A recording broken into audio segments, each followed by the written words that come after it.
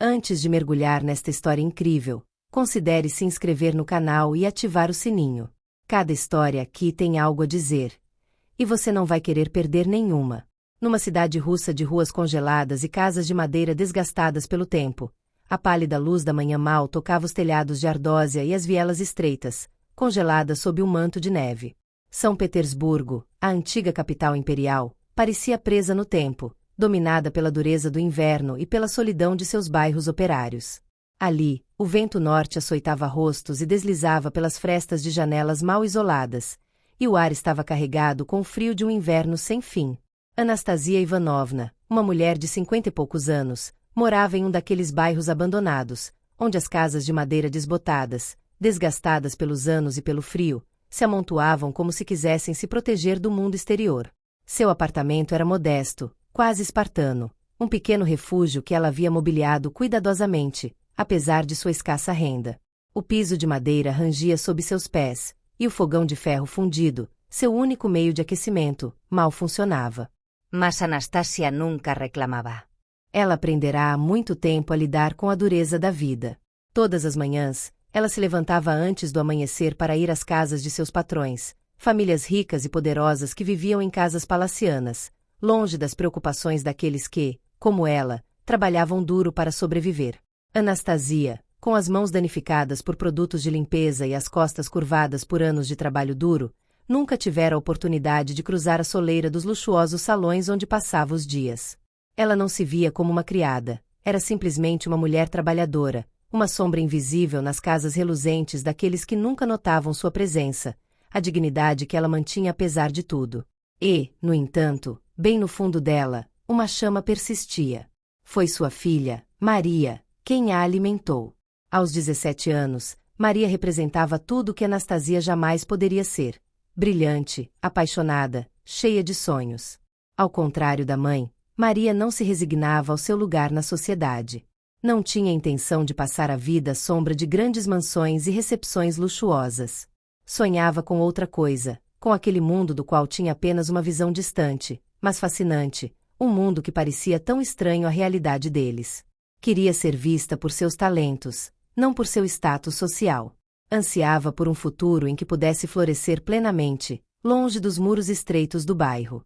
Numa noite de inverno, ao voltar para casa após um dia particularmente longo e cansativo, Anastasia notou um envelope cuidadosamente colocado sobre a desgastada mesa de madeira da cozinha. Por um instante, pensou que fosse uma simples carta de um empregador, uma formalidade administrativa. Mas, ao abri-la, descobriu que era muito mais. Era um convite para Maria, endereçado a uma festa oferecida pela família de um de seus professores, o Dr. Alexei Petrov, um homem respeitado e influente, com boa posição na alta sociedade da cidade. Maria sempre fora uma aluna excepcional, e era evidente que o Dr. Petrov via nela um potencial raro. Seus esforços para incentivar os estudos de Maria não passaram despercebidos, e a família Petrov, embora aparentemente distante, parecia reconhecer as qualidades excepcionais da jovem. O convite para a festa era um reconhecimento implícito de sua inteligência, mas também marcava uma virada na vida de Maria. Era uma oportunidade, um mundo paralelo se abrindo para ela. Mas a que custo? Maria, alisando lentamente o convite brilhante, sentiu-se em conflito. A perspectiva de se encontrar no mundo da elite de São Petersburgo a enchia de entusiasmo e ansiedade. Ela sabia que essas pessoas, os Petrov e seus convidados, nunca viam as pessoas como ela. Eles os ignoravam, até mesmo os desprezavam. Eles os consideravam invisíveis, como fantasmas silenciosos indignos de sua atenção. A ideia de comparecer a um evento onde estaria cercada por essas mesmas pessoas a incomodava, como se estivesse entrando em um mundo muito distante de suas raízes. No entanto, uma parte dela se sentia atraída por este mundo. Ela se imaginava naqueles grandes salões, com seus lustres brilhantes e convidados bem vestidos, onde cada gesto, cada palavra, parecia imbuído de uma importância incomensurável. Mas estaria ela pronta para enfrentar aquele olhar frio, aqueles olhares que escrutinariam cada movimento seu sotaque, sua maneira de se comportar? A dúvida se instalou em sua mente, mas, ao mesmo tempo, uma decisão se tornou mais clara. Maria sabia que aquela noite poderia ser um passo decisivo em direção a um futuro com o qual ela ainda não ousara sonhar. Era uma chance, uma oportunidade única de mostrar que valia muito mais do que o mundo esperava dela.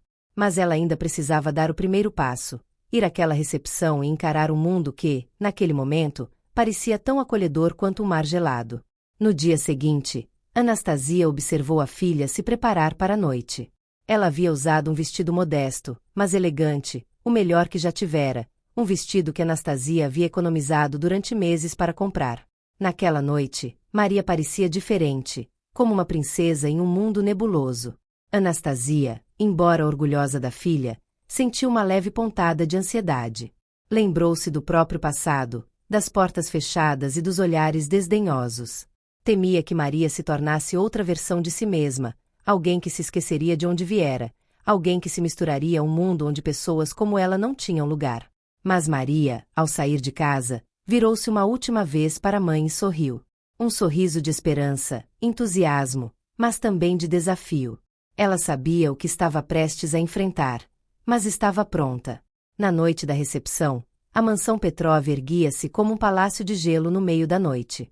Flocos de neve caíam lentamente, cobrindo os paralelepípedos com uma fina camada branca, enquanto as grandes janelas cobertas de gelo refletiam o brilho acolhedor dos lustres de cristal. No interior, o piso de parquet brilhava sob os passos suaves dos convidados, e as paredes estavam cobertas por cortinas vermelhas e douradas, testemunhando a riqueza desta família, estabelecida há gerações na aristocracia intelectual de São Petersburgo. Maria, vestida com seu vestido mais simples, um modesto traje azul remendado à mão pela mãe, imediatamente se sentiu alienada. Seu casaco puído contrastava fortemente com as capas de pele e sedas usadas pelas outras meninas. Ao entrar pela porta da frente, uma breve onda de silêncio se abateu sobre a plateia, seguida por alguns sussurros abafados. Ela era aquela figura frágil, sozinha, vinda de outro mundo, aquele que os convidados preferiam ignorar, o mundo das pessoas comuns. O grande salão de baile, iluminado por um gigantesco lustre de cristal, ecoava com conversas sussurradas, risos discretos e o tilintar de taças de champanhe. Maria caminhava lentamente, seus passos ecoando no mármore como um lembrete de seu isolamento. Ela não sabia onde colocar as mãos ou para onde olhar. Ninguém a cumprimentou, exceto por um rápido aceno do Dr. Petrov, que estava ocupado demais discutindo política com outros professores universitários. Os convidados caminhavam ao seu redor sem sequer notá-la, como se sua presença perturbasse a sutil harmonia de seu universo codificado. Ela compreendeu então que sua inteligência, que lhe rendera aquele convite, não valia nada ali, comparada a linhagens, sobrenomes e fortunas ancestrais. De repente, a voz de Irina Petrov, brilhante e carregada de ironia mal disfarçada, cortou o ar. Vamos, Maria, venha dançar com a gente. A jovem herdeira sorriu, mas seus olhos brilhavam com uma diversão cruel. Não se tratava de um convite, mas de um teste, uma armadilha cuidadosamente armada. Ao seu redor, o riso irrompeu, educado, mas zombeteiro. Um murmúrio percorreu a assembleia, um murmúrio de superioridade, como se estivessem prestes a assistir a uma pequena e grotesca apresentação teatral. Maria sentiu as bochechas corarem. Seu coração batia forte no peito. Pensou em fugir. Mas algo, uma voz profunda dentro dela, ecoou mais alto que seu medo. Lembrou-se das horas passadas nos becos de seu bairro, onde a música folclórica acompanhava as modestas celebrações de vizinhos unidos. Lembrou-se dos passos precisos que sua mãe lhe ensinara, em segredo, entre lavagens, quando dançavam para esquecer o cansaço e a pobreza. Ela deu um passo, depois outro, até chegar ao centro da sala. O círculo se abriu ao seu redor, como um coliseu silencioso onde todos aguardavam sua queda. A música começou, uma melodia tradicional, rápida e exigente, escolhida com cuidado pelos músicos. Outro teste, talvez. Maria fechou os olhos por um momento. Quando os abriu novamente, não era mais aquela jovem pobre entre os ricos. Era uma chama. O M tornado. Seus braços se ergueram graciosamente, seus pés começaram a tocar o chão com uma maestria inesperada. As risadas cessaram. Os olhares mudaram.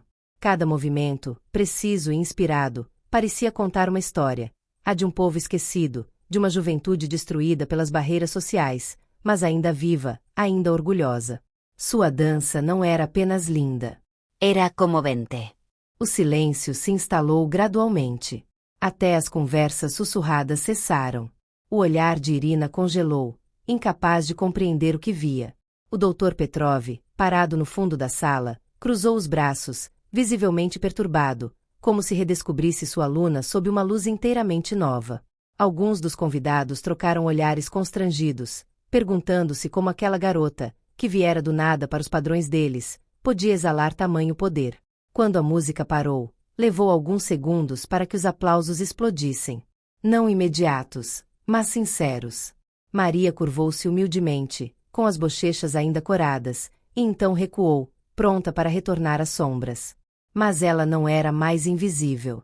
Ela havia, sem querer, quebrado uma barreira. A maneira como os outros a olhavam havia mudado. Em uma sala onde tudo parecia predestinado, ela havia apenas improvisado um novo capítulo. A apresentação de Maria não foi apenas um espetáculo. Foi uma ruptura, um momento de ruptura silenciosa na ordem estabelecida desta sociedade congelada em seus privilégios. Ela não havia simplesmente dançado. Ela havia abalado um mundo. Na pista de dança, cada movimento havia sido uma palavra silenciosa, cada gesto, uma resposta àqueles que assistiam de cima. Quando a música parou, um silêncio pesado caiu sobre a sala, um silêncio mais eloquente do que qualquer ovação. Maria permaneceu ereta, ofegante, com as bochechas coradas de esforço e emoção. Ela havia acabado de entregar muito mais do que uma dança. Era uma declaração, uma rebelião, um grito pela existência. Após a apresentação, ela retornou ao seu assento com passos cadenciados, a cabeça erguida. Ao seu redor, as conversas recomeçaram, mas o tom havia mudado. Os olhares não eram mais tingidos de desprezo ou indiferença, mas sim de uma mistura de surpresa, confusão e, em alguns casos, um respeito equivocado.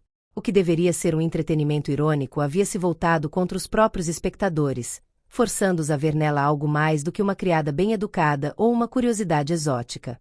Maria, sem querer, acabará de romper a fachada brilhante do mundo deles. A família Petrov, surpreendida com a explosão, tentou salvar a situação parabenizando Maria. A própria Irina, perturbada, fez um elogio constrangedor, enquanto Alexei Petrov, o professor de Maria, cujos olhos estavam arregalados durante toda a apresentação, manteve um silêncio constrangedor. Mais tarde, ela foi convidada para outras recepções, jantares e salões literários. Tornou-se a aluna promissora, a jovem prodígio cujo nome todos podiam se gabar de conhecer. Mas Maria sabia que esse reconhecimento, por mais repentino e condicional que fosse, não apagava as humilhações passadas. Não era aceitação que ela buscava, mas justiça, legitimidade, igualdade. Ela voltou para casa tarde da noite, com o coração pesado por uma estranha mistura. Sentia-se reconfortada pelo feito realizado, orgulhosa de ter se mantido firme, mas também irritada com a hipocrisia deste mundo onde é preciso provar seu valor para ser admirada. Em casa, a luz bruxuleante da cozinha ainda estava acesa. Anastasia esperava, com as costas eretas e as mãos entrelaçadas no colo. Ela não comparecera à recepção, mas sabia que algo havia mudado. Você chocou a todos, Maria, disse ela, com um pequeno sorriso nos lábios, mas seus olhos brilhavam com genuína preocupação. Mas você também mostrou sua força. Nunca deixe que se esqueçam de você. E acima de tudo, nunca se esqueça de quem você é. Maria se aproximou e apoiou a cabeça no ombro da mãe, como fazia quando criança. Sentiu o calor do seu amor, a verdade da sua presença. Compreendeu então que aquela noite não marcava o fim de uma luta, mas sim o seu verdadeiro começo. Ela não queria ser tolerada num mundo que a rejeitara. Queria transformá-lo. Nos meses seguintes, Maria continuou seu treinamento com determinação renovada. Cada passo de dança tornou-se para ela um ato de recordação, uma forma de carregar as esperanças de todos aqueles que eram observados sem ver. Os convites se multiplicaram, os elogios também, mas ela sempre manteve uma espécie de distanciamento, uma lucidez ancorada nas palavras da mãe. Anos depois, Maria tornou-se uma das figuras mais respeitadas do cenário artístico russo. Suas performances, aclamadas em toda a Europa, mesclavam dança clássica, tradições folclóricas e protestos sociais. Ela usou sua arte para contar histórias do invisível, para dar voz aos esquecidos. Mas ela nunca esqueceu as ruas frias de São Petersburgo, nem a força silenciosa de Anastasia, sua mãe, que lavara o chão de um mundo que se recusava a vê-la. Anastasia, por sua vez, continuou a trabalhar, mas cada gesto agora carregava o orgulho de ter aberto um caminho. Ela não era mais apenas uma faxineira, era a raiz de uma árvore que crescia, indomável. Nos movimentos da filha, ela via seu próprio sonho dançando.